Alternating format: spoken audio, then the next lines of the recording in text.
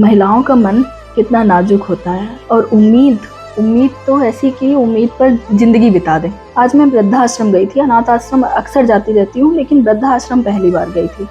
वहाँ पर बहुत सारी दादियाँ थीं। तो वृद्धाश्रम था, जाहिर सी बात है 60 प्लस ही लोग होंगे। तो तकरीबन 65-68 उम्र रही होगी उनकी। तो सबके लिए कुछ ना कुछ, जब कहीं कोई जाता है तो जाहिर सी बात है, ये भारतीय कल्चर भी है कि हम लोग गिफ्ट ले जाते हैं। तो हम भी साड़ियाँ वाड़ियाँ लेके गए थे। तो सबके लिए सिंपल सी साड़ियाँ लेके गए थे, क्योंकि ये सोचा कि सभी लोग बूढ़े हैं, ज़्यादा सितारे मोती वाली साड़ियाँ नहीं पहन पाएंगे।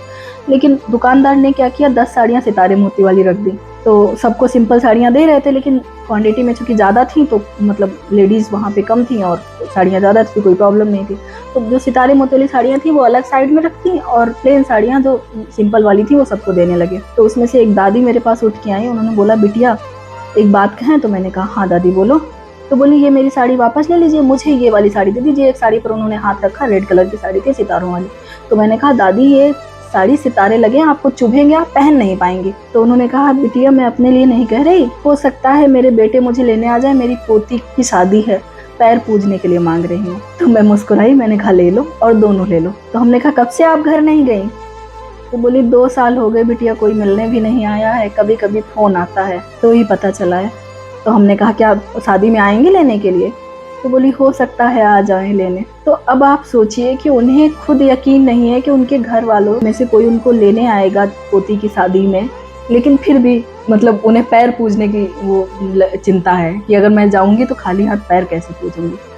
तो ये महिलाएं होती हैं कि वृद्धाश्रम में रह रही हैं, खुद के बेटे ने या किसी समस्या की वजह से भाई वो अपने घर पे नहीं रह रही, फैमिली में नहीं रह रही हैं, या कोई भी कारण रहे। बहुत बार फैमिली में लोग इसलिए भी नहीं रहते कि फैमिली वाले उन्हें टाइम नहीं देते हैं।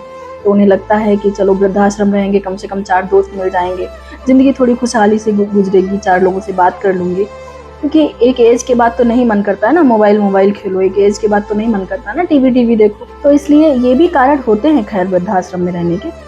लेकिन 70% तो लोग मजबूरी में ही रहते हैं ना। अपने परिवार से दूर कौन रहना चाहता है भाई? मुझे तो नहीं लगता कि मैं इस उम्र में हूँ तो मैं अपने परिवार से दूर नहीं रह सकती। उस उम्र तक तो और परिवार में और बढ़ जाता है, पोती पोता, बहू बेटा, दामाद, पता नहीं कितने रिश्ते बढ़ जाते हैं।